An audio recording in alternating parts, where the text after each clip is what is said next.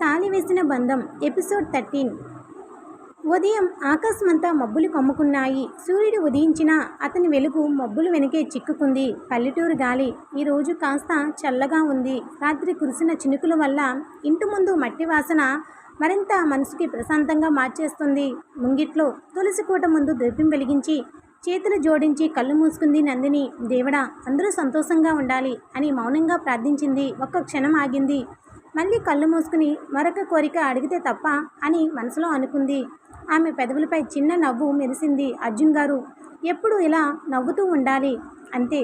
కళ్ళు తెరిచి తనకి తానే సిగ్గుపడింది. ఛీ నందిని, ఇప్పుడేం కోరుకున్నావు అని మెల్లగా తన నుదుటిపై తనే చిటికేసుకుంది. దూరం నుండి నిలబడి ఉన్న సీతమ్మ అదంతా చూస్తూ నవ్వుకుంది. ప్రేమ మొదలైనప్పుడు మనిషి తనకు తెలియకుండా మరొక సంతోషం కోసం ప్రార్థిస్తాడు అని మనసులో అనుకుంది.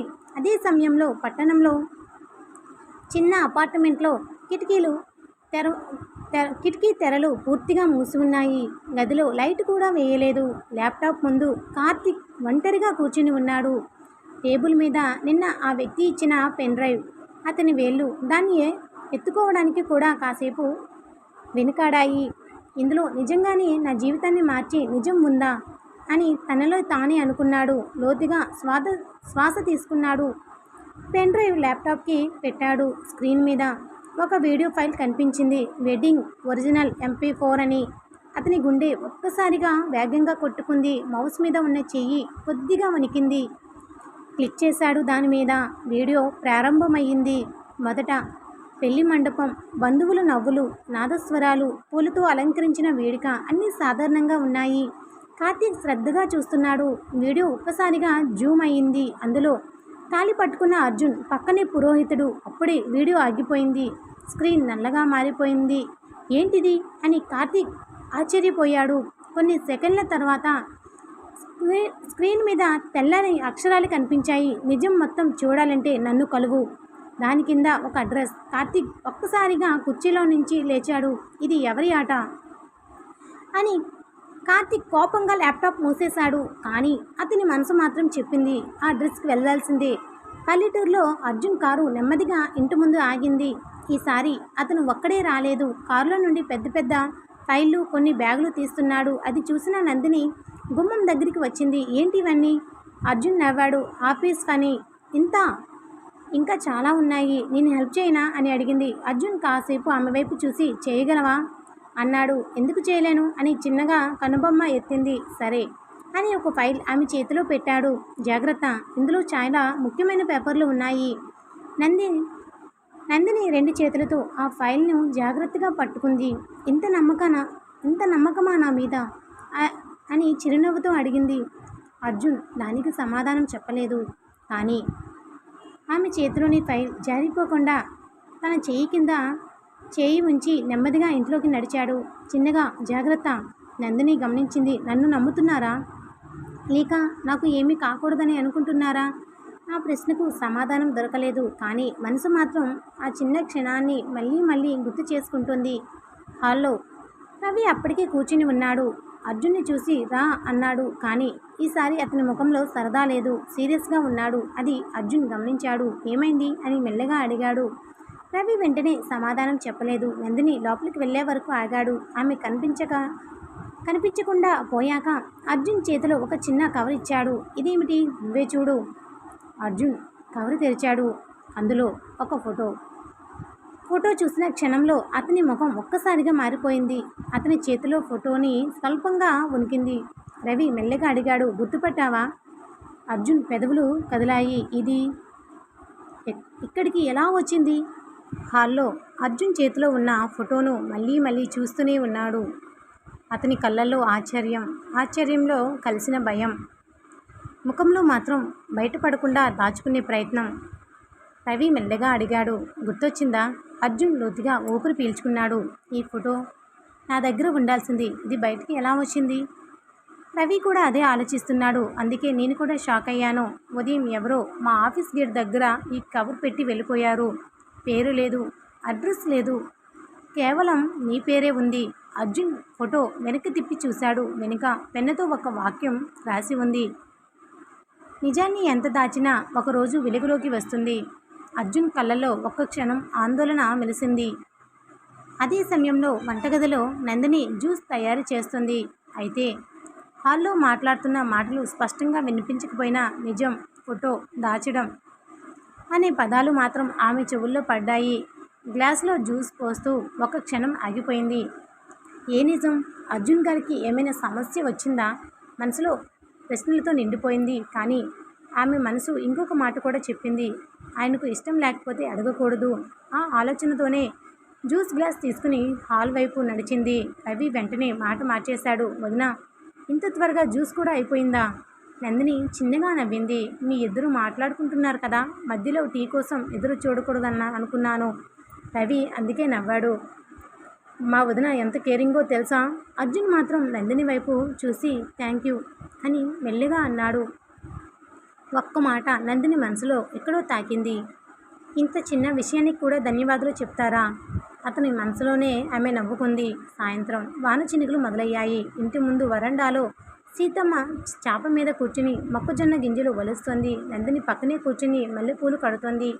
ఇద్దరి మధ్య మాటలు లేకపోయినా ఆ నిశ్శబ్దంలో కూడా ఆప్యాయత కనిపిస్తోంది. కొద్దిసేపటికి అర్జున్ బయటికి వచ్చాడు. చేతిలో ఒక ఫైల్. వరండాలో మెట్లు దిగుతూ గాలి ఒక్కసారిగా బలంగా వీచింది. ఫైల్లో కొన్ని పేపర్స్ ఎగిరిపోయాయి. అయ్యో అని అర్జున్ ముందుకు పరిగెట్టాడు. అదే సమయంలో నందిని కూడా లేచి ఎగిరిన పేపర్స్ వెనుకగా పరిగెట్టింది. ఒక పేపర్ తులసి కూడా దగ్గర పడింది. మరొకటి మామిడి చెట్టు కింద. ఇద్దరు వాటిని ఏరుకుంటున్నారు. చివరికి ఒకే పేపర్ కోసం ఇద్దరు ఒకేసారి వంగారు. వేళ్ళు మళ్ళీ ఒకదానితో ఒకరికి తాకాయి. ఈసారి ఇద్దరు చేయి వెనక్కి తీసుకోలేదు. ఒక్క క్షణం ఒకరి కళ్ళల్లోకి ఒకరు చూసుకున్నారు. వాన చినుకులు వరండా అంచు నుండి జారిపడుతున్నాయి. ఆ శబ్దం తప్ప మరేం వినిపించటం లేదు. అర్జున్ మెల్లగా ఆ పేపర్ తీసుకున్నాడు. థ్యాంక్ యూ అన్నాడు. నందిని చిరునవ్వుతో రోజుకు ఎన్నిసార్లు థ్యాంక్ యూ చెప్తారు అని అడిగింది. అర్జున్ కూడా ఈసారి నవ్వాడు. లెక్క పెట్టాలా? పెడతాను. ఎందుకు? తర్వాత బిల్లు పంపిస్తాను. అర్జున్ ఈసారి అందంగా నవ్వేశాడు. అయ్యో, ఇంత బిజినెస్ మైండ్ ఉందా మీకు? ఉంది, మీకు తెలీదు అంతే. ఇద్దరి నవ్వులు వరండా మొత్తం వినిపించాయి. దూరం నుండి కూర్చున్న సీతమ్మ ఆ దృశ్యం చూసి కళ్ళను తుడుచుకుంది. ఇదే నేను కోరుకున్న జీవితం అని మనసులో అనుకుంది. అప్పుడే అర్జున్ ఫోన్ మళ్ళీ మోగింది. ఈసారి స్క్రీన్ మీద కనిపించింది ఇంటర్నేషనల్ హెచ్ఆర్. అర్జున్ ముఖం ఒక్కసారిగా గంభీరంగా మారింది. కాల్ లిఫ్ట్ చేశాడు. Yes, Arjun speaking. అవతల నుండి కొద్దిసేపు మాట్లాడారు. Okay, I will confirm tomorrow అని చెప్పి కాల్ కట్ చేశాడు. దూరం నుండి నందిని అతని ముఖాన్ని గమనిస్తోంది. ఇప్పుడే నవ్వారు, మళ్ళీ ఎందుకు అంత సీరియస్ అయ్యారు? ఆమెకు అర్థం కాలేదు. కానీ ఏదో పెద్ద మార్పు రాబోతుందనే భావన మాత్రం మొదటిసారి ఆమె మనసును బలంగా తాకింది. ఈ కథపై మీ అభిప్రాయాన్ని తెలియచేసి మన ఛానల్ని సబ్స్క్రైబ్ చేసుకోండి. సాయంత్రం వర్షం కాస్త తగ్గింది. ఇంటి పెరట్లో వాన చినుకులు ఇంకా ఆకుల మీద నుండి జారి పడుతూనే ఉన్నాయి. తడి నేల మీద నుండి వచ్చే మట్టి వాసన ఇల్లంతా వ్యాపించింది. సీతమ్మ ఇంటి ముందు తులసి కోట దగ్గర చిన్న దీపం వెలిగించింది. వర్షం పడినా దీపం మాత్రం ఆరిపోకూడదు అని గాలిలో నుండి చేతులతో కాపాడుతూ నిలబడింది. అది దూరం నుండి అర్జున్ చూస్తున్నాడు. కొద్దిసేపు ఆలోచనలో ఉండిపోయాడు. కొన్ని బంధాలు కూడా ఇలాగే ఉంటాయేమో. ఎన్ని తుఫాన్లు వచ్చినా వాటిని కాపాడే వాళ్ళు ఉంటేనే నిలబడతాయి. అర్జున్. సీతమ్మ పిలుపుతో అతను ఆలోచనల నుండి బయటికి వచ్చాడు. రాబాబు, కొంచెం మాట్లాడాలి. అతను మెల్లగా ఆమె దగ్గరకు వెళ్ళాడు. ఇద్దరు మామిడి చెట్టు కింద ఉన్న పాత రాతి బెంచ్ మీద కూర్చున్నారు. కొన్ని క్షణాలు ఎవ్వరూ మాట్లాడలేదు. గాలి మాత్రం మెల్లగా వీస్తుంది. సీతమ్మ మొదలుపెట్టింది. నీ మనసులో ఏదో ఉంది. అర్జున్ చిరునవ్వు నవ్వాడు. బామ్మ, మీకు ఎలా తెలుస్తుంది? నీ కళ్ళే చెప్తున్నాయి. అతను తలదించుకున్నాడు. నువ్వు నవ్వుతున్నావు, కానీ నీ మనసు మాత్రం ఎందుకో దూరంగా ఉంది. అర్జున్ లోతుగా ఊపిరి తీసుకుని బామ్మ, నేను అని చెప్పలేక ఆగిపోయాడు. ఆ మాట గొంతు దాటలేదు. చెప్పు బాబు, ఏమైంది? అతను ఆకాశం వైపు చూశాడు. నాకు 2 సంవత్సరాలు విదేశాలకు వెళ్ళే అవకాశం వచ్చింది. సీతమ్మ చేతిలో ఉన్న జపమాల ఒక్కసారిగా ఆగిపోయింది. ఆమె అర్జున్ ముఖం వైపు చూసింది. ఎప్పుడు? ఇంకా వారం రోజుల్లో. ఆ మాట విన్న క్షణం సీతమ్మ గుండెల్లో ఏదో బరువుగా అనిపించింది. అదే సమయంలో వంటగదిలో నుండి నందిని 2 కప్పుల కాఫీతో బయటకు వస్తుంది. బామ్మ, అర్జున్ మాట్లాడుతున్నారని చూసి వాళ్ళ దగ్గరికి వెళ్ళబోతుంది. కానీ గాలి వెంట ఒక మాట మాత్రమే వినిపించింది ఆమెకు. 2 సంవత్సరాలు. ఆమె అడుగులు అక్కడే ఆగిపోయాయి. మరో మాట వినిపించింది, వెళ్ళాలి. చేతిలో ఉన్న కప్పులు స్వల్పంగా వణికాయి. ఎవరు? ఎక్కడికి? అని మనసులో ఒక్కసారిగా భయపడింది. కానీ ఇంకా వినాలనుకుంది. కానీ అప్పటికే గాలి దిశ మారిపోయింది. మిగతా మాటలు వినిపించలేదు. సీతమ్మ మెల్లగా అడిగింది, నందినికి చెప్పావా? అర్జున్ నెమ్మదిగా తల అడ్డంగా ఊపాడు. లేదు. ఎందుకు? ఆమె చదువు పూర్తయ్యే వరకు ఆమె జీవితంలో ఇంకో భారాన్ని పెట్టాలని అనుకోవటం లేదు. అంతేనా? అర్జున్ కళ్ళలో బాధ మెరిసింది. నువ్వు వెళ్ళాక ఆమె నన్ను భర్తగా అంగీకరించాలా, లేదా తన జీవితాన్ని తనకు నచ్చినట్టుగా ఎంచుకోవాలా? అది పూర్తిగా తన నిర్ణయం కావాలి. సీతమ్మ కళ్ళల్లో నీళ్లు తిరిగాయి. బాబు, నీ మంచితనమే నిన్ను ఇంత దూరం తీసుకెళ్తుంది. అర్జున్ మెల్లగా నవ్వాడు. మంచితనమా? లేకో భయమా? అని నిశ్శబ్దంగా అన్నాడు. నందిని మాత్రం దూరం నుండి వాళ్ళిద్దరినీ చూస్తుంది. అర్జున్ ముఖంలో కనిపిస్తున్న బాధ ఆమెకు అర్థం కాకపోయినా మనసు మాత్రం చెప్తుంది. ఆయన ఒంటరిగా ఏదో భరిస్తున్నారు. ఆమె నెమ్మదిగా కాఫీ కప్పులు తీసుకుని ముందుకు వచ్చింది. కాఫీ అని ఇద్దరి ముందు పెట్టింది. అర్జున్ ఆమె వైపు చూశాడు. ముఖం మళ్ళీ అదే ప్రశాంతమైన చిరునవ్వు. తన బాధను ఒక్క క్షణంలో దాటేశాడు. థ్యాంక్ యూ నందు అని మెల్లగా అన్నాడు. ఈసారి ఆమె నవ్వలేదు. అతని కళ్ళలోకి చూస్తూ చాలా మెల్లగా అంది, మీరు నవ్వుతున్నారు కానీ మీ కళ్ళల్లో మాత్రం నవ్వులేదు.